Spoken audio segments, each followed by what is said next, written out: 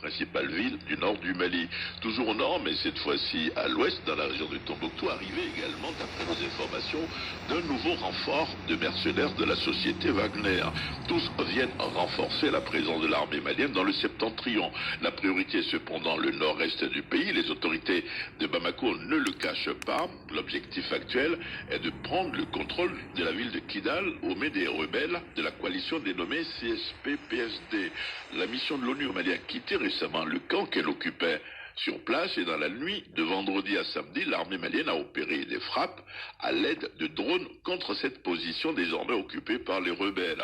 Selon un expert, la portée de ces drones d'origine turque est d'environ 150 km. Il n'est donc pas exclu que ces engins décollent du sud de Kidal, d'une localité du nom de Anéfis, sous contrôle des troupes régulières depuis début octobre.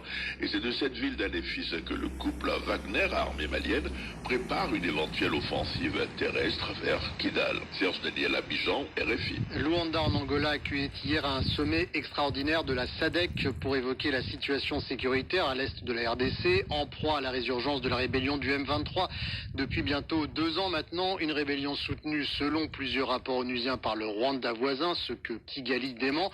Dans ce contexte, il était notamment question de l'envoi d'une force régionale de la SADC pour remplacer celle de la communauté est-africaine dont Kinshasa veut désormais le départ.